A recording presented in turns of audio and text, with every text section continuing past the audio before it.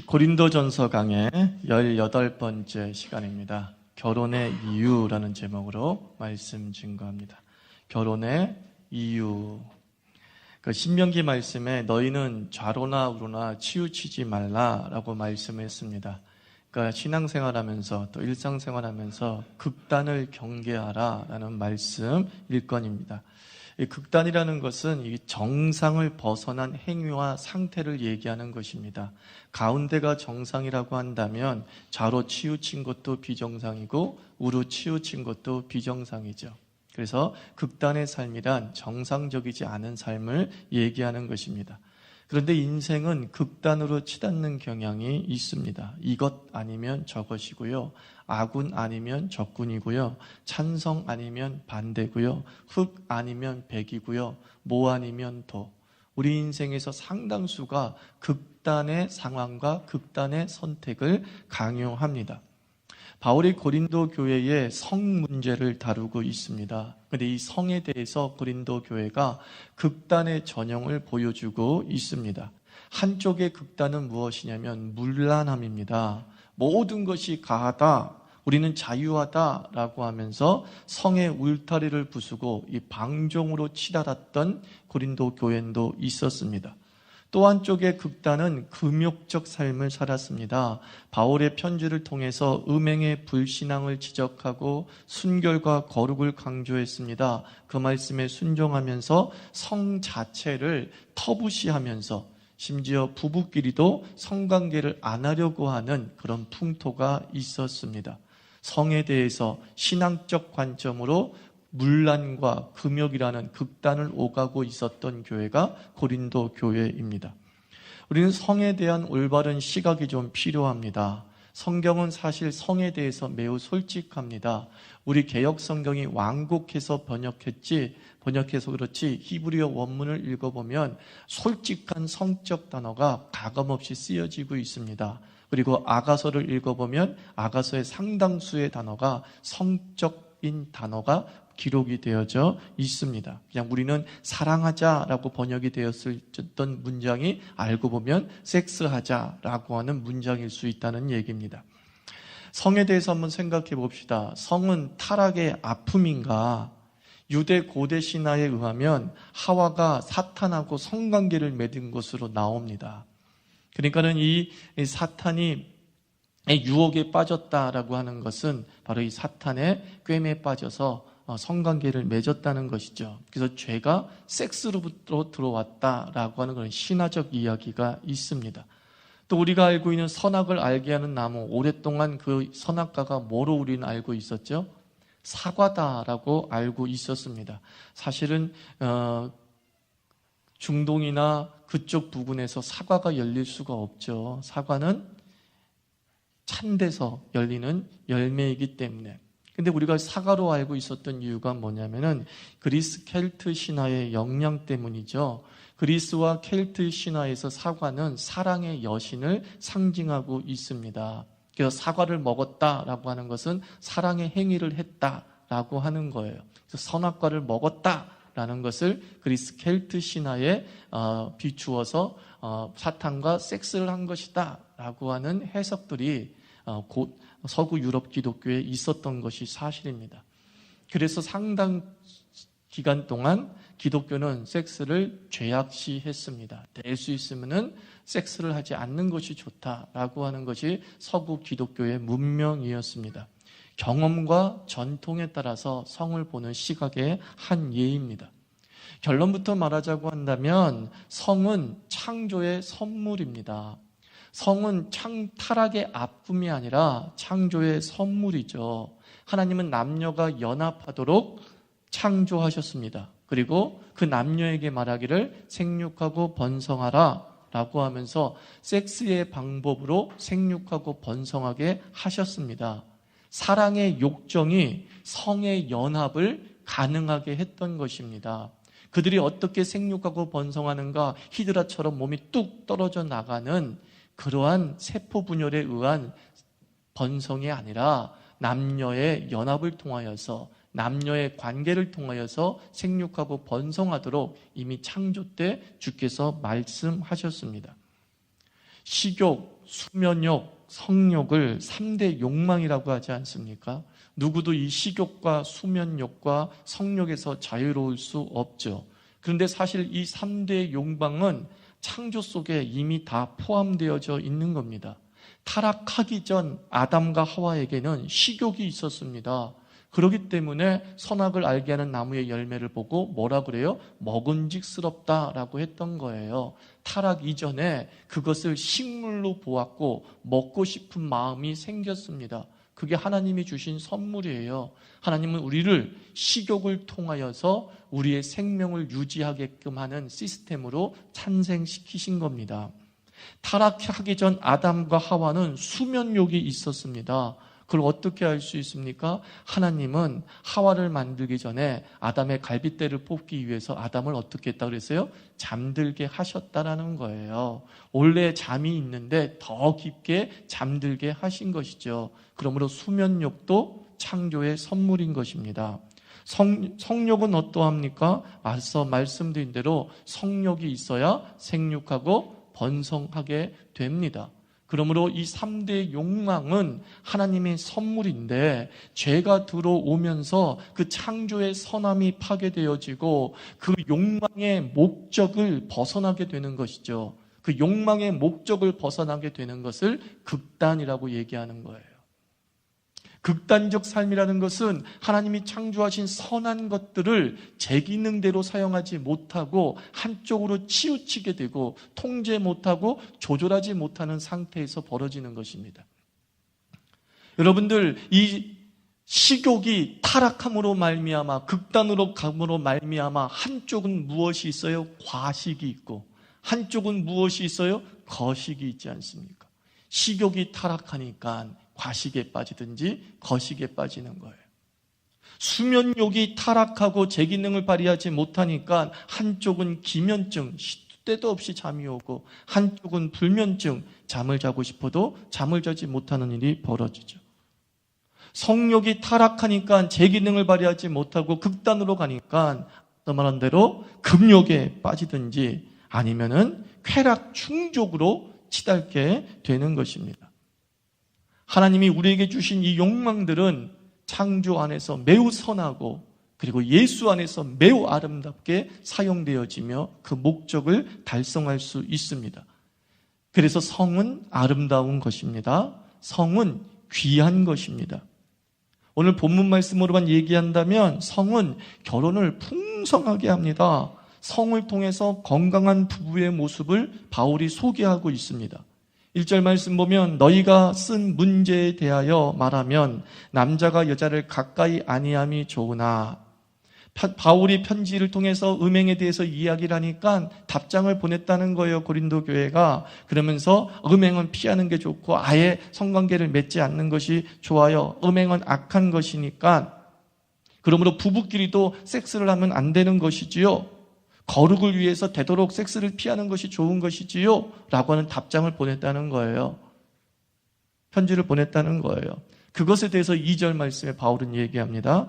음행을 피하기 위하여 남자마다 자기 아내를 두고 여자마다 자기 남편을 두라. 이 2절 말씀 가지고만 얘기하면 결혼의 목적이 마치 섹스처럼 들립니다. 그렇지 않습니까? 관계를 맺기 위해선 결혼을 해야 된다. 왜 결혼하는가? 섹스 때문이다. 이렇게 말할 수밖에 없습니다. 그런데 오늘 이 말씀은 2절 말씀은 무슨 뜻이냐면 성관계의 대상, 몸이 하나 되는 연합의 대상이 누구인지를 재확인해 주는 것입니다. 성이라는 게 뭐냐? 바울은 얘기하는 거예요. 결혼 관계 속에 있을 때 그 성은 더러운 것이 아니라 아름다운 것임을 일깨워 주는 말씀인 거예요. 너희들이 음행이 더럽다고 얘기하고 성이 더럽다고 얘기하는데 그렇지 않아. 성은 아름답고 성은 괜찮은 거야. 근데 그것이 어떻게 될 때 가능하느냐? 너희가 서로 결혼했을 때.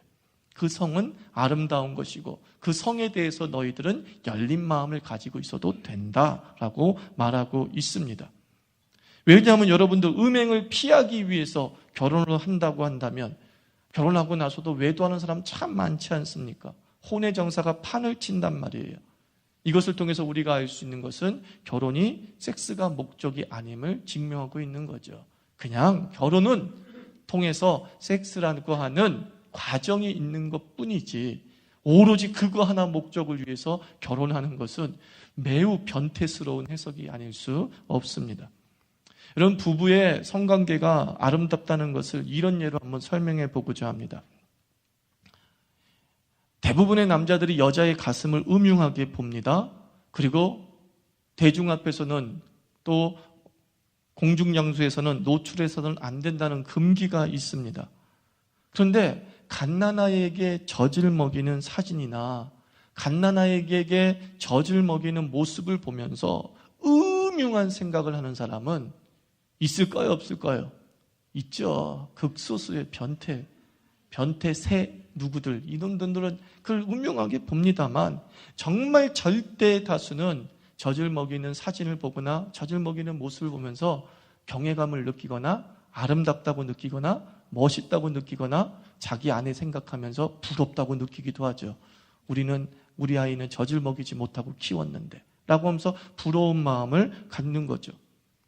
이렇게 젖을 먹이는 엄마의 모습은 가슴을 노출했다 할지라도 우리는 고귀하게 보고 아름답게 봅니다. 왜냐하면 그 젖을 통하여서 생육이라고 하는, 그리고 양육이라고 하는 제 기능을 다하고 있기 때문입니다. 제 기능을 다하고 있을 때, 하나님의 창조의 목적대로 제 기능을 다하고 있을 때, 그것은 더 이상 음흉한 것이 아니라 아름답고 선하게 보이는 것이에요. 하나님이 허락하신 부부에게의 성도 아름답다라고 말할 수 있는 이유가 여기에 있는 거예요.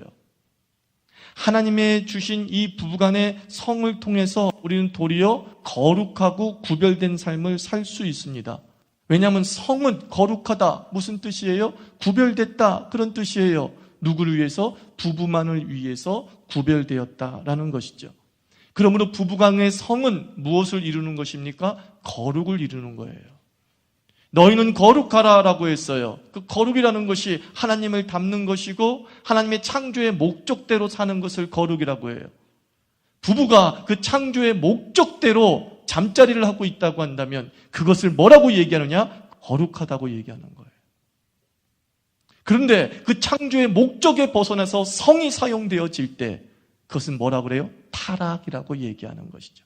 같은 성인데도, 같은 성관계인데도 어떤 관계 속에서, 어떤 상황 속에서 이루어지느냐에 따라서 하나님의 뜻이 이루어지느냐, 하나님의 뜻이 무참히 짓밟히느냐가 결정되게 되는 것입니다. 크리스찬끼리의 부부의 연이 좋으면 좋을수록 그것은 거룩하게 살고 있다는 것입니다. 속된 말로 크리스찬 부부끼리 속궁합을 즐기는 삶을 산다는 것은, 그것은 거룩하게 사는 것과 다름이 없는 것이에요. 이제 본격적으로 그런 부분을 다루려고 하는 겁니다. 성에 대한 태도는 건강한 부부와 생활의 척도가 됩니다. 성을 어떻게 대하느냐는 서로에 대한 마음가짐에 영향을 미친다는 거예요. 성에 대한 태도 하나가 성으로만 끝나는 것이 아니라 그 부부관계의 전체의 질을 결정하는 거예요. 너무 지나치다고요? 오늘 말씀 가지고 한번 봅시다. 그 말씀이 3절과 7절에 기록되어져 있어요. 행복한 부부는 건강한 부부 생활을 전제로 합니다. 뭘 전제로 한다고요? 건강한 부부 생활을 전제로 하는 거예요. 누가 행복한가? 그 속에서 건강한 부부 관계를 유지하는 사람이 행복한 부부라고 하는 열매를 얻게 되는 거예요. 부부관계가 건강해야 행복이라는 열매가 자연스럽게 맺어지는데, 건강한 부부관계란 무엇이냐라는 것을 통해서 무엇인가를 섹스라는 관계를 통해서 지금 설명하려고 하는 거예요. 첫째, 건강한 부부관계란 뭐냐? 책임감이 강합니다. 뭐가 강해요? 책임감이 강해요. 3절 보십시오. 남편은 그 아내에 대한 의무를 다하고 아내도 그 남편에게 그렇게 할지라. 지금 바울사도는 권면합니다. 부부간의 성에 대한 책임의식을 말하고 있는 거예요. 남편도 아내에 대해서 성에 대한 책임을 다하라. 아내도 남편에 대해서 성에 대한 책임을 다하라. 확장된다면 무슨 뜻입니까? 책임의 관계를 유지하며 살라는 것 아닙니까? 성욕을 채워주는 책임을 감당할 남편의 몫이 있고 아내의 몫이 있어요. 이것을 확장시켜서 배우자의 모든 욕망과 기대에 대한 채움을 책임지는 존재가 남편이고 아내다, 이런 뜻이에요.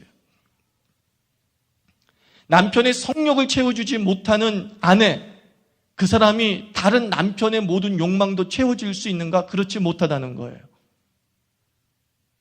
아내의 성욕을 채워주지 못하고 귀찮아하는 사람이 다른 아내의 모든 삶에 대해서 책임을 질 것인가? 그렇지 못하다는 것이죠. 부부관계는 단절되어져 있는 것이 아니라 모든 행위가 연결되어져 있는 것이죠. 그래서 바울이 얘기하는 것은 너희가 행복한 부부가 되기 위해서는 책임감이라고 하는 건강한 관계를 유지해야 된다는 거예요. 서로의 기대와 서로의 욕망을 채워줄 의무가 있다는 겁니다. 아내가 굉장히 반지를 갖고 싶어하면 그 반지를 끼워줄 책임이 남자에게 있다는 거예요. 남편이 안녕히 다녀오세요 라고 하는 인사를 듣고 싶은 욕망이 있으면 서서 지겹더라도 잘 다녀오세요 라고 말할 수 있는 아내의 책임이 있다는 거예요. 그 기대와 욕망을 서로 채워주지 못할 때 관계가 깨지는 거예요. 그 출발로 바울은 성을 가지고 얘기하는 거예요. 가장 본능적인 거거든요. 가장 본능적인 부분에 있어서 서로의 욕망과 기대를 채워주지 못하는 태도와 마음가짐을 살아가고 있는데 다른 것들로 연결될 수 있겠느냐? 그렇지 못하다. 저는 감히 여러분에게 말씀드립니다. 배우자는 어떤 존재예요? 그의 기대와 그의 꿈을 채워주겠다. 마음을 먹는 겁니다. 그것을 책임감이라고 하는 거예요. 책임감은 뭐라고요? 그의 기대와 꿈을 채워준다, 이거예요. 그의 식욕을 채워줘서 굶어 죽지 않게 한다. 그게 책임감. 그의 수면욕을 채워줘서 침대 하나 사준다. 그게 책임감인 거예요. 상대방의 기대와 욕구를 우리는 들어줄 의무가 있는 거예요. 그게 배우자예요. 그랬을 때 건강한 부부관계가 유지되고 그것은 곧 행복의 열매를 맺는 것이죠. 두 번째 건강한 부부관계의 방법이 뭐라고 얘기하느냐? 배려가 깊다는 거예요. 건강한 부부관계 뭐가 깊어요? 배려가 깊어요. 4절 보십시오. 아내는 자기 몸을 주장하지 못하고 오직 그 남편이 하며 남편도 그와 같이 자기 몸을 주장하지 못하고 그 아내가 하나니 뭐예요? 자기 성욕을 따라 반응하지 말고 상대방의 상황에 따라 반응 좀 하라 라고 얘기하고 있습니다. 상대방의 성욕에 따라 반응하라, 즉 상대방의 마음을 좀 헤아리라, 그런 뜻이에요. 이 성욕을 헤아리지 못하는 남자가 다른 것도 헤아릴 수 있겠어요? 헤아리지 못한다, 이렇게 발전할 수 있어요. 설마 목사님, 뻔해요. 자기 욕망 채우기에 바빠가지고 아내가 힘든지 피곤한지도 모르고 있는 마음을 헤아리지 못하는 사람이 다른 삶에서 내 배우자가 어떤 고난에 처해 있는지 헤아리기나 하겠어요? 헤아리지 못한다는 거예요. 그래서 이 성욕을 통해서 우리는 또 하나 배우는 거예요. 배려를 배우는 거예요. 아, 내 마음 아내의 상태가 어떤가? 내 남편의 상태가 어떤가? 헤아리면서 우리는 삶 전체에서 배우자에 대한 헤아림의 지혜를 배우게 되는 것입니다. 여러분, 배려한다는 말은 사실 존중한다는 말과 같다고 하지 않습니까? 귀하게 여기면 배려가 절로 나오잖아요. 소중하게 여기면 배려가 절로 나오죠. 아담이 하와를 향해서 제일 먼저 고백한 것이 내 뼈 중에 뼈요, 내 살 중에 살이다 라고 했어요. 그만큼 귀하게 여긴 거죠. 귀하게 여기는 동안에는 사건이 없었어요. 사고가 없었어요. 집안에서 남자들의 순위가 4위라고 하죠. 1위가 자녀요, 2위가 강아지요, 3위가 친정이요. 생각나면 이제 4위가 남편이 된다는 거죠. 우리 남편들이 밖에서도 인정받지 못하고 안에서도 인정받지를 못하니까 어때요? 겉도는 것이죠. 나를 인정해주고 나를 높여주는 배려가 없는, 내가 이 가정에서 참 존귀하다라는 느낌을 받지 못하니까 외도를 하는 것이죠. 그래서 여러분들 정신분석학자들이 그 외도하는 사람들의 특징을 이렇게 다 살펴봤잖아요. 그런데 희한한 건 뭐냐면은 외도의 대상자가 잘생기거나 그렇게 예쁘지 않더라는 거예요. 그래가지고 그 본처들이 더 억울하대요. 차라리 예쁨은 저 예쁨 때문에 마음을 빼앗겼구나, 일시적이구나 라고 이해를 할 텐데 어딜 봐도 나보다 못생긴 거야. 나보다 못났어. 근데 어떻게 저런 사람한테 빠지지? 이유는 하나더라는 거예요.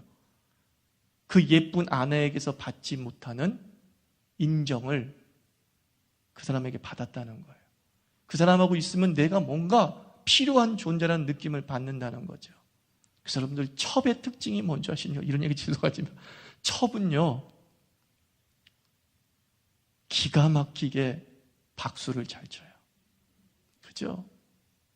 조강지처한테 뭐 하나 선물하면은 아휴, 돈으로 줘 이렇게 하든지 뭐 이렇게 하잖아요. 첩한테 선물하면 너무 좋아. 그런데요. 그런데요. 그래서 조강지처가 절대로 첩을 이길 수가 없는 이유가 반응의 차이 때문이래요. 반응의 차이. 첩을 이기는 방법은 예뻐지는 게 아니라 반응하는 거예요. 당신 참 나에게 소중하고 귀하다는 것을 손짓 발짓을 통해서 표현하는 것이다 라고 하지 않습니까? 남자들은 인정받고 싶어 해요. 존중받고 싶어 해요. 그때 가정의 중심에 서는 거죠. 밤에 여자도 마찬가지 아닙니까? 여자들이 남편한테 입버릇처럼 얘기하는 게 너 만나서 이 모양 요 꼴이야 그러잖아요. 근데 맞더라고요. 나 만나서 이 모양 요 꼴이 맞더라고요. 노아는 어쩔 수 없지만 내가 알고 있던 아내는 말투, 몸짓, 표정이 얼마나 귀여웠는지요. 아가씨 때에 나와 결혼하기 전에 나와 사랑에 빠졌을 때 나의 아내는 말투는 고와서 오빠 이렇게 불렀어요. 표정과 몸짓은 항상 부끄러움이 담겨져 있어서 몰라 이러면서 흔들었어요. 그런데 어느 날 결혼하고 나서 오빠 하던 말투가 여보! 이런 겁니다. 말투가 거칠어집니다. 얼굴은 불만 가득 씩씩합니다. 왜 그럴까요? 살고 있는 나 때문 아닙니까? 남편 때문 아닙니까? 그죠? 맞는 거예요. 당신 만나고 요 모양 요 꼴 됐어. 맞는 거예요. 나라고 공주처럼 살고 싶지 않은 줄 알아? 나라고 우아하게 살고 싶지 않은 줄 알아? 나라고 좀 고상하게 살고 싶지 않아? 이게 다 여자들이 하는 말이에요. 근데 네가 뭐예요? 나를 우아하게 못 만들어줬잖아. 이 얘기죠. 네가 나를 고상하게 못 만들어줬잖아. 네가 나를 이따위로 거칠게 만들었잖아. 맞는 말이죠. 맞는 말이죠. 그러므로 우리가 서로에게 뭐예요? 존중과 귀하게 여기는 삶을 살아야 되죠. 심리학에서 피그말리온 효과라고 하지 않습니까? 사람은 기대하고 존중하는 대로 변화된다라는 것입니다. 지금의 아내의 모습, 지금의 남편의 모습은 내가 그를 어떻게 대했는가에 대한 바로미터예요. 내 아내가 거칠면 나는 그 아내를 거칠게 대한 거예요. 내 남편이 겉돌면 나는 내 남편을 존중하지 않고 살아간 것이죠. 하나님께서 이 성욕 하나를 가지고서 건강한 부부관계에게는 배려가 있어야 된다라고 얘기하는 거예요. 상대방을 좀 헤아리라 라고 얘기하는 거죠. 세 번째 건강한 부부는 대화가 풍성해요. 뭐가 풍성해요? 대화가 풍성해요. 5절 말씀 보면 서로 분방하지 말라. 다만 기도할 틈을 얻기 위하여 합의상 얼마 동안은 하되 다시 합하라. 이는 너희가 절제하 못함으로 말미암아 사탄이 너희를 시험하지 못하게 하려 함이라. 그래 너희가 기도를 위해서 사실 성관계를 오랫동안 안 맺을 수는 있어. 한 달 동안 안 맺을 수 있어. 40일 금식기도 한다고 그랬으니까. 그런데 그 이상은 하지 마 이런 뜻이에요. 1년 내내, 2년 내내, 10년 내내 그 이상은 하지 마. 그러면 어떤 일이 벌어진대요? 사탄이 틈타서 너희를 타락하게 한다는 것이죠. 거룩한 이유라 하더라도 오래 떨어지지 말라 그런 뜻이에요. 분방하고 있으면 당연히 뭐가 없어져요? 대화가 없어지는 것이죠. 분방하면 정이 없어지는 것이죠. 여러분 대화를 막는 적 두 가지가 있다고 하지 않습니까? 첫 번째가 라이프 스타일이라고 하죠. 일찍 출근하고 늦게 퇴근하는 라이프 스타일 때문에 대화가 별로 없대요. 그래서 어떤 부부는 이 문제를 해결하기 위해서 조금 일찍 일어나서 아침밥 꼭 먹거나 아니면 뭐 일주일에 한 번은 딱 그 시간은 정해진 시간으로 둘이 함께 무엇을 하는 시간으로 정해놨대요. 이 라이프 스타일의 약점을 극복하고자 하는 것이죠. 너무 얘기가 없어. 그냥 얘기가 없더라도 우리 마주보고 밥이라도 먹자. 마주보고 어디라도 가자. 라는 거예요. 또 대화가 없는 두 번째 이유는 뭐냐면 분노라고 합니다. 분노. 왜 부부가 점점 대화가 없어지느냐? 분노라는 거예요. 특별히 싸움이 벌어지면 남자는 잘 말하지 않으려는 성격을 가지고 있어요. 그냥 골방에 들어간다, 서구에서는 동굴에 들어간다, 이렇게 표현을 합니다. 그러니까 이 대화의 열쇠를 푸는 열쇠는 여자에게 거의 있어요. 그래서 저는 이렇게 얘기합니다. 분노됐을 때에 성경의 원칙에 따라 해가 지도록 그 분을 품지 말라라고 한 이유가 있어요. 그 분이 품고 있는 동안에는 대화가 안 될 것이고, 그 분을 이틀 동안 품고 있으면 이틀 동안 대화를 하지 않을 것이고, 결국은 그것이 1년, 10년 죽을 때까지 갈 수 있는 것이죠. 그게 부부라고 할 수 있습니까? 부부라고 할 수 없죠. 그러니까 얼른 미안하다고 서로 말해야 된다라고 합니다. 그리고 미안하다고 말했을 때에 그대로 받아들이는 것이 필요합니다. 그런데 우리는 어떻죠? 뭘 잘못했는지 말해봐. 또는 그게 미안하다는 표정이야? 오늘은 그냥 못 넘어가. 이런 식으로 우리의 서로의 미안하다는 거, 싸움 그만하자. 미안하다는 그 한마디를 가지고서 또 다른 싸움거리를 만들어내는 거예요. 그러니까 악순환을 거치게 되는 것이죠. 혹시 분노했습니까? 먼저 미안하다고 말하십시오. 그리고 미안하다는 말을 들었을 때 우리는 그대로 받아들이십시오. 그러면 되는 거예요. 그랬을 때 건강한 부부관계가 형성이 되죠. 좌우사람에 얘기합시다. 미안하다고 한번 해보세요. 미안합니다. 그럼 어떻게 하면 돼요? 괜찮아. 그렇죠. 그거 끝내야 되는 거예요. 근데 꼭 한 사람은 있죠. 됐어. 얼마나 중요한지요. 분방하지 말라 기억하십시오. 대화를 못할 정도로 오래 떨어진 상황과 상태를 유지하지 말라는 거예요. 그리고 네 번째, 맞추며 살라는 거예요. 뭐라고요? 맞추며 살라. 7절 말씀 보십시오. 나는 모든 사람이 나와 같기를 원하노라. 그러나 각각 하나님께 받은 자기의 은사가 있으니 이 사람은 이러하고 저 사람은 저러하니라. 바울은 독신주의자예요. 그래서 잘 수 있으면 독신주의로 살았으면 좋겠다라고 얘기해요. 그런데 뭐라고 얘기해요? 사람마다 다르니까 너는 너대로 살고 나는 나대로 사는 것이 아름다운 거야. 이런 것도 있고 저런 것도 있어 라고 얘기하는 거죠. 그것은 배우자에게도 그대로 적용되는 바울의 말이에요. 너 부부관계를 하고 있지? 근데 이 성의 스타일이 너도 다르고 아내도 달라. 그러니까 어떻게 하느냐? 이것을 어떻게든 맞춰가야 된다라고 말하고 있는 것입니다. 강한 사람이 있고 약한 사람이 있고 무신경이 있고 독신이 가능한 자가 있고 불가능한 자가 있고 다 다른데 부부라고 예외는 아니다는 거죠. 우리가 같아서 사랑하기보다는 달라서 사랑에 빠진 경우가 대부분이라고 하지 않습니까? 나에게 없는 부분을 발견하고 그것이 매력이 돼서 사랑에 빠지고 결혼하게 됩니다. 성격 차이로 이혼한다라는 사람이 있어요. 이 세상에 성격이 같은 사람은 없습니다. 우리는 혈액형 성격 분석을 맹신하고 있어요. A형, B형, AB형, O형.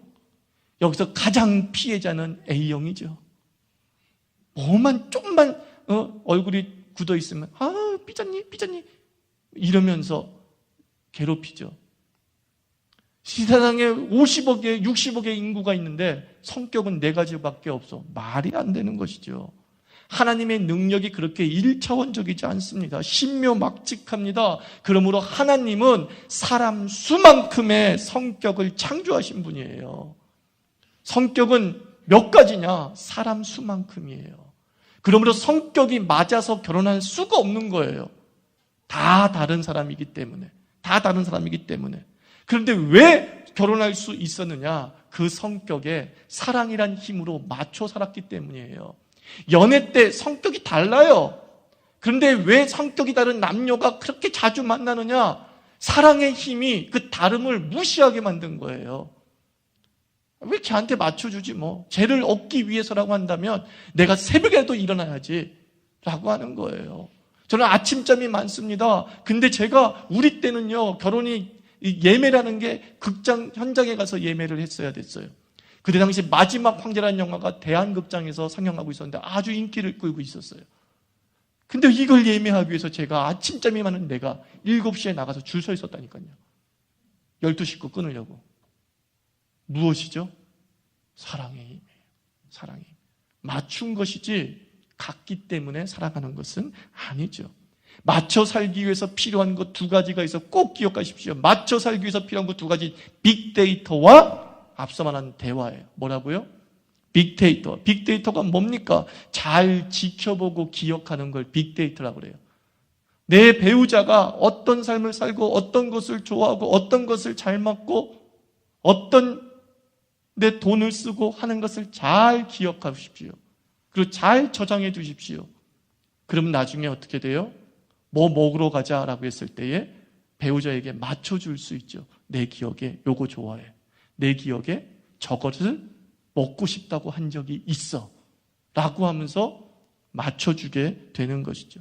우린 대화를 나눌 때에 눈빛만 봐도 잘 알 수 있잖아 라고 얘기합니다. 뭐 먹을래? 라고 물어보면 화내는 사람들이 있어요. 내가 뭘 좋아하는지도 그렇게 몰라? 이 영화 보자 라고 해서 같이 영화 보러 들어갔어요. 근데 뽀르퉁하게 나와요. 재미없니? 재밌었는데? 넌 내 취향을 그렇게 또 모르니? 이렇게 얘기를 해요. 모르죠. 왜 몰라요? 내가 예언자도 아니고 내가 하나님도 아니고 속에 어떻게 들어가서 알 수 있겠어요? 근데 우리는 사랑을 뭐로 이해하냐면 사랑하면 점쟁이가 되는 걸로 착각하는 거야. 그래서 상대방에게 점쟁이의 능력을 요구하는 거야. 나는 말하지 않지만 넌 날 알아야 돼. 이거죠. 그러니까 못 맞춰주는 거예요. 모르니까 못 맞춰주는 거예요. 그 사람이 뭘 좋아하는지, 그 사람이 뭘 싫어하는지, 그 사람이 어떤 꿈을 꾸는지 알 수 없으니까 맞춰줄 수가 없는 거예요. 성령 충만하지 않고서는. 점쟁이가 되지 않고서는. 근데 우리는 이렇게 자신의 데이터를 제공하는 것을 수치로 여기는 거예요. 데이터를 얘기한다는 것을 치사함으로 여기는 거예요. 야, 내가 이렇게까지 사랑받아야 되나? 내가 꼭 이렇게까지 해가지고 저 사람한테 저걸 받아야 되나? 이 부분에 대해서 굉장히 인격의 수치, 사랑의 수치로 여기는 거예요. 아니, 그렇지 않아요, 여러분들. 저는 여러분들이 다 미팅 해본 줄 압니다. 우리 부부 생활을 미팅처럼 하십시오. 뭐처럼 하라고요?